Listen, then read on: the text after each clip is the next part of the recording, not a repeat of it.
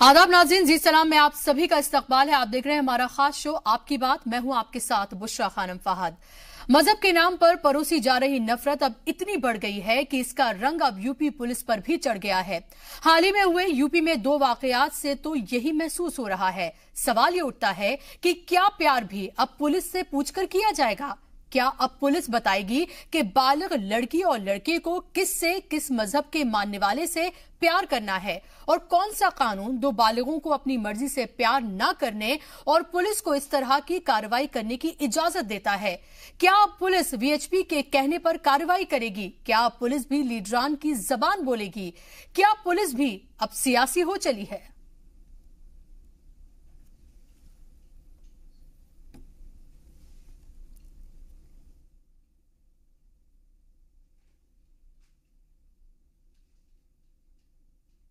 इसकी आवाज नहीं आ रही।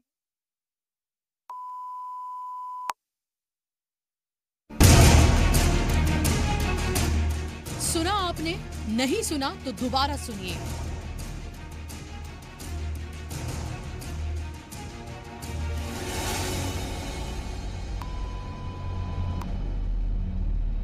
और बार बार सुनिए ताकि अपने आंखों और कानों पर यकीन हो जाए कि ये पुलिस ही है जनाब, यूपी की पुलिस। जी हाँ, वही पुलिस जिस पर आपकी हमारी हिफाजत का जिम्मा होता है, जिनके कंधों पर ये अहम जिम्मेदारी होती है कि बिना तफरीक के सबके साथ एक जैसा बर्ताव करें, मजहब जात पात देखे बिना कानून के रखवाले कानून का निफाज करें। लेकिन इस वीडियो ने उस यकीन की धज्जियां उड़ाई हैं, भरोसे को तार तार किया है, ये सोचने पर मजबूर कर दिया है कि क्या अब पुलिस वाले भी लीडरान की जुबान बोलेंगे?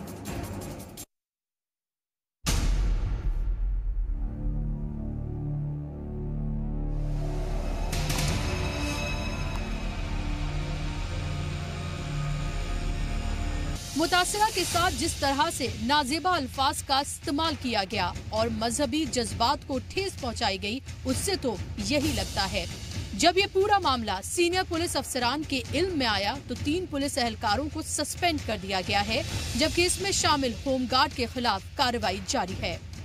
वीडियो देखने के बाद प्रथम दृष्टया ये स्पष्ट दिख रहा है कि उसमें एक लड़की बैठी है, उसके साथ एक महिला कांस्टेबल मारपीट कर रही है और बाकी जो लोग बैठे हैं उनके द्वारा कुछ ऐसी बातें कही जा रही है जो आपत्तिजनक है, अपशब्द कहे जा रहे हैं।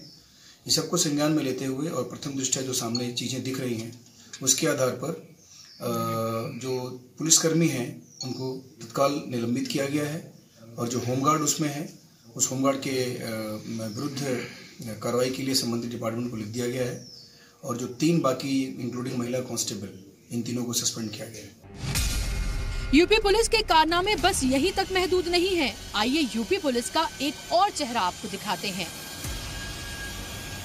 ये मामला मुजफ्फरनगर के गांव पुरबालियान का है, जहां 31 अगस्त को वॉलीबॉल मैच को लेकर कुछ बच्चों में आपस में कहासुनी हो गई। मामला थोड़ा ज्यादा बढ़ गया और बच्चों से बढ़कर ये बात समाज के 2 तबकों के बीच फिरका वाराना कशीदगी में तब्दील हो गई और पुलिस को कार्रवाई करनी पड़ी।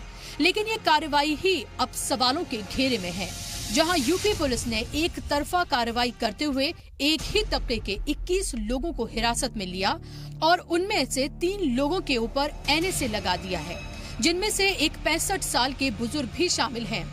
आपको बता दें कि इस कशीदगी के बाद बीजेपी एमपी संजीव बालियान पुरबालियान गांव पहुंचे थे और सिर्फ एक तबके का साथ देते हुए दूसरे तबके के लोगों पर कार्रवाई का भरोसा देते हुए उन पर एनएसए लगाने का वादा किया था।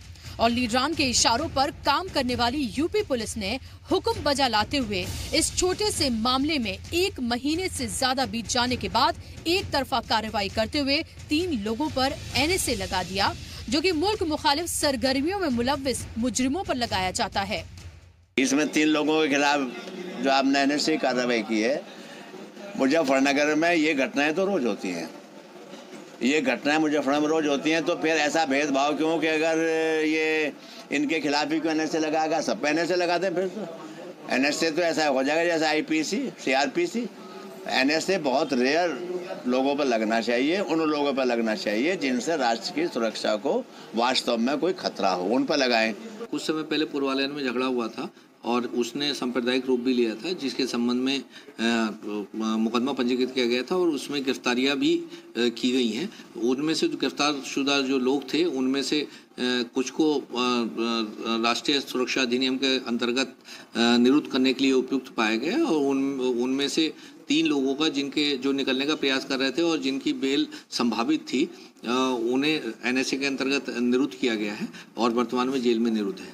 यहाँ कोई झगड़ा कुछ नहीं था जी, झगड़ा तो बनागा इन्होंने बनाया दूसरा आदमियों ने, यानी कोई झगड़ा नहीं था। यहाँ से बच्चों का झगड़ा था। जिन लोगों ने ये बनाई उनके साथ तो हमारा झगड़ा नहीं था, उस ग्रुप के साथ। तो जी आपके यहाँ से कौन जेल में गया? मैं जा रहे जी, हमारे घर वाले। कितनी उम्र है उनकी? मुझे 60 साल के हैं। ये दोबारा बनाना चाहते हैं इनको जी, हमारे तो आदमी जा रहे जेल में, उनको भी तो फिर हंगामा करेंगे। और जी इनकी औरत गलत कमेंट करती है जी, यहाँ पे कहती है उनको फिर आऊंगे वे तो फिर मारेंगे, नुको थोड़े ही ना छोड़ देंगे। नुको हमारे आदमी को पकड़ लिए और औरतें रहेगी यहाँ, नुको फिर आके फिर मारेंगे जी। बच्चों का झगड़ा था और बच्चों के झगड़े में जी वे तो चले गए और पटकरन, इनकी तो पकड़ ली और जो मतलब मुसलमान गए इनकी पकड़ी नहीं, एक तरफा केस हो गया जी। सवाल ये खड़ा होता है कि ये पुलिस का कैसा चेहरा है?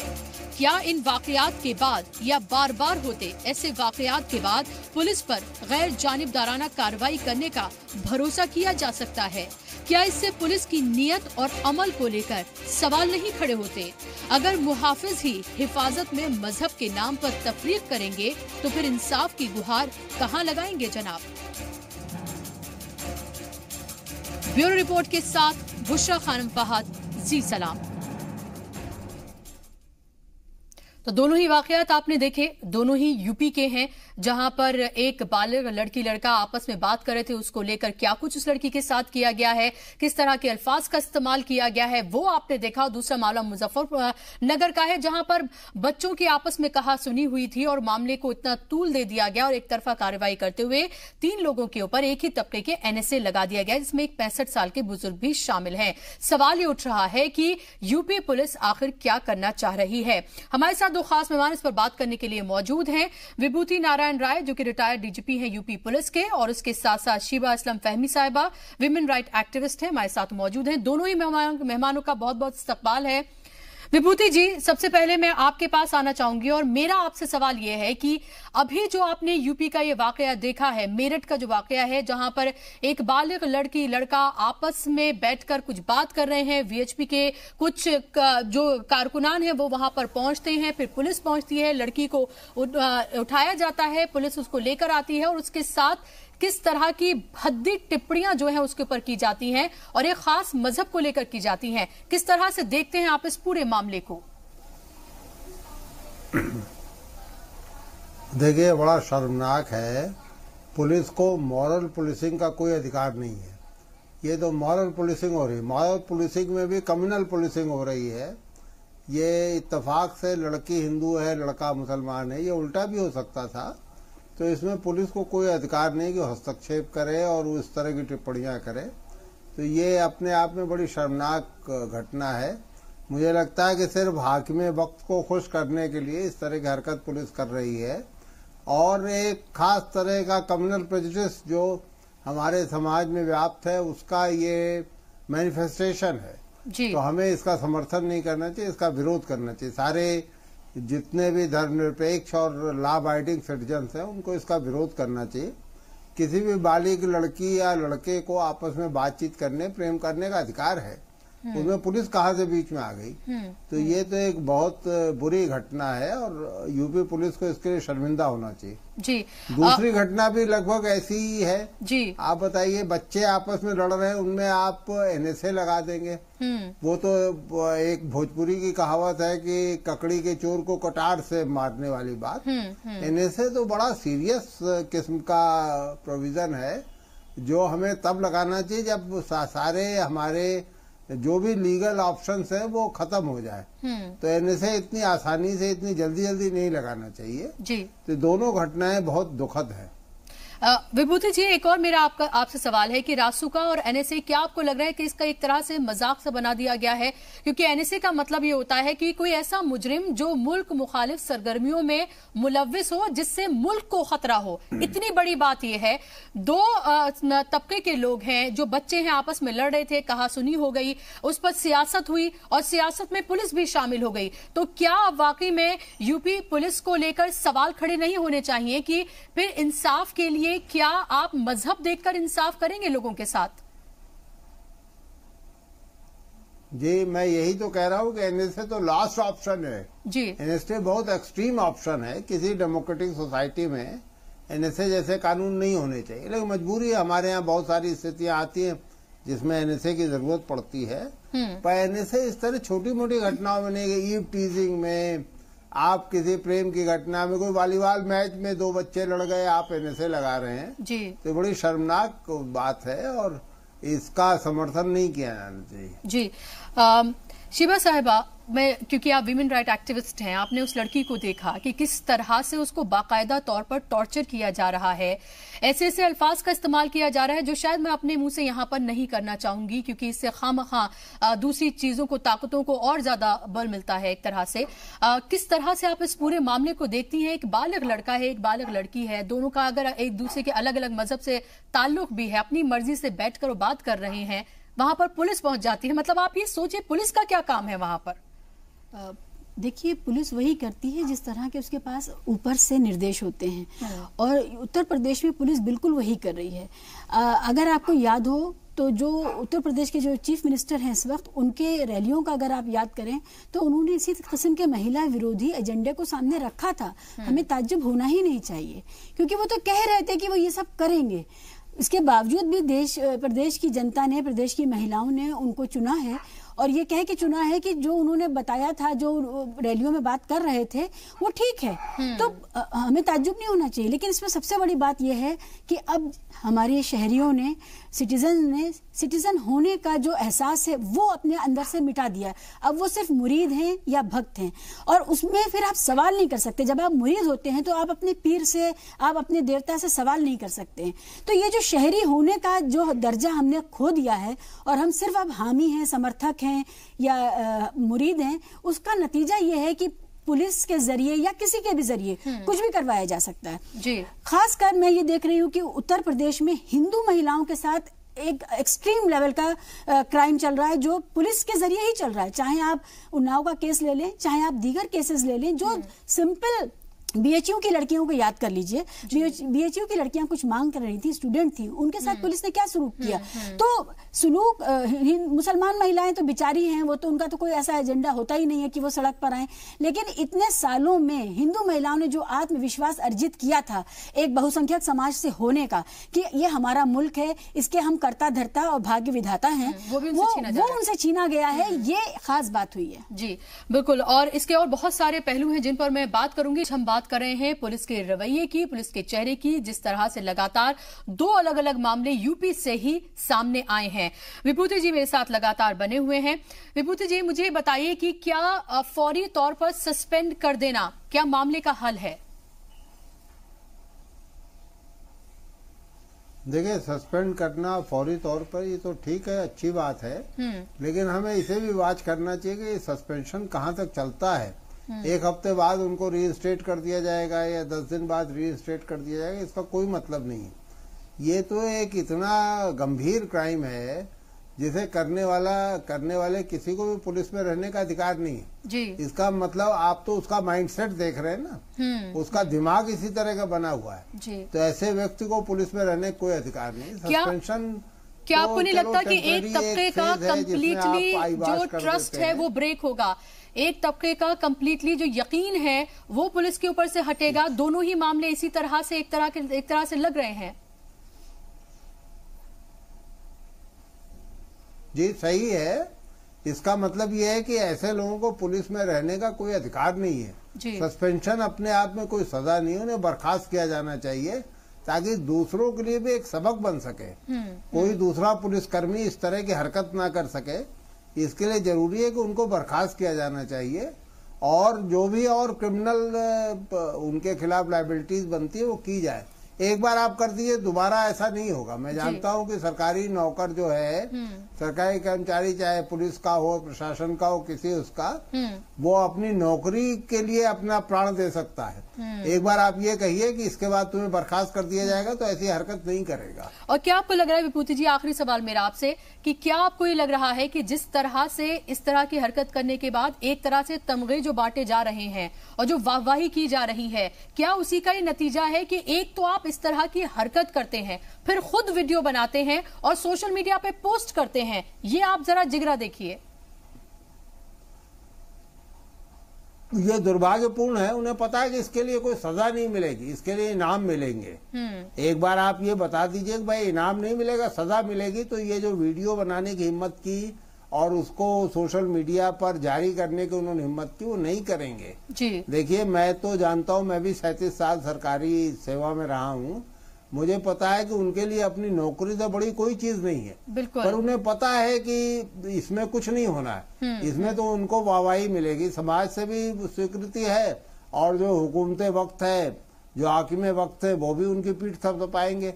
एक बार उन्हें सजा तो दीजिए, सजा ऐसी कि दूसरे भी याद करें, मतलब उन्हें बर्खास्त करिए। देखिए, फिर दोबारा ये हरकत न वो करेंगे न दूसरा कोई करेगा। बिल्कुल। शिबा असलम फहमी साहिबा, दूसरा जो मामला है मुजफ्फरनगर का जो आप देख रही हैं, मुजफ्फरनगर वैसे भी सेंसिटिव है पूरा। वहां पर एक वहीं के जो एमपी हैं बीजेपी से, संजीव बालियान, वहां पहुंचते हैं, एक तबके के सिर्फ लोगों से मिलते हैं और कहते हैं कि एनएसए लगाकर उनके ऊपर कार्रवाई की जाएगी, इस तरह की पूरी खबर आई है। उसके बाद एक महीने के बाद, 21 अगस्त का ये मामला है, एक महीने के बाद कल 3 लोगों पर एनएसए लगाया जाता है, एक तरफा 21 लोग एक ही तबके के गिरफ्तार किए जाते हैं। तो मतलब आप क्या लग रहा है आपको कि पुलिस का रवैया किस तरफ दरअसल ये जा रहा है? क्या ये लग रहा है कि पुलिस भी पूरी सियासी हो चुकी है? मुझे सबसे पहले तो ये सुकून है कि उनका एनकाउंटर नहीं हुआ उन बच्चों का, वो भी हो सकता था, और इसी तरह के एनकाउंटर्स हो रहे हैं यूपी में। तो पता नहीं कैसे ये इनकी जान बच गई। अभी हमने देखा है इसी हफ्ते 2 मुसलमानों के एनकाउंटर पहले हुए हैं, और जितने भी एनकाउंटर हुए हैं उत्तर प्रदेश में, उसमें आप देखिए कि जिसको अब एक नया टर्म आ गया है, जिसको हम कहते हैं कॉपी कैट FIR, यानी कि एक ही FIR का जो वो है मैटर है, वो हर एक जगह हर एनकाउंटर में वो रख करके सेम मैटर के साथ में मामला बनाया गया और मरने के बाद इनकाउंटर करने के बाद बनाया गया। तो सबसे बड़ी बात ये। दूसरी बात जो विभूति साहब ने बहुत मुकम्मल बात कही है कि उनको पता है कि उनको तमगा मिलेगा, इसीलिए वो वीडियो बना करके अपना गुड वर्क दिखाते हैं कि हम आपका एजेंडा लागू कर रहे हैं, जो आप चाहते हैं हम वो कर रहे हैं। लेकिन ये देखिए, सिर्फ हमारा ही घर नहीं है, घर सबके जलेंगे, इसमें कोई शक नहीं है, और वो हो भी रहा है। इस बार सबसे बड़ी, मैं बार बार ये बात कहती हूँ कि हम लोग मुरीद बन के हम जनता का, अपने जनता होने का, अपने शहरी होने का जो हक है वो हम खो चुके हैं, सजा से ही हो रहा है। लेकिन आप देखें कि दलितों के साथ, OBCs के साथ, कमजोरों के साथ, कुछ ब्राह्मणों के साथ भी और मुसलमानों के साथ, ये लगातार वहाँ की जो पुलिस है वो एक खास तरह की कास्ट कैडर के तौर पे सरअंजाम दे रही है अपनी सारी हरकतों को। सवाल ये है कि हमारे जो IPS ऑफिसर्स हैं, जो सीनियर लेवल के ऑफिसर्स हैं, जो जुडिशरी है, जो नेशनल ह्यूमन राइट्स कमीशन है, वो सब क्या कर रहे हैं? क्या उनके अंदर कोई मॉरल सेंस बचा है, कोई एथिकल सेंस बचा है? क्या उत्तर प्रदेश को हमने उनके हवाले करके हमने आंख बंद कर ली है? अगर उत्तर प्रदेश में चीजें ठीक नहीं होंगी तो क्या बाकी का देश नहीं बोलेगा? क्या ये नेशनल ह्यूमन राइट्स कमीशन और नेशनल वुमेन कमीशन का मामला नहीं था?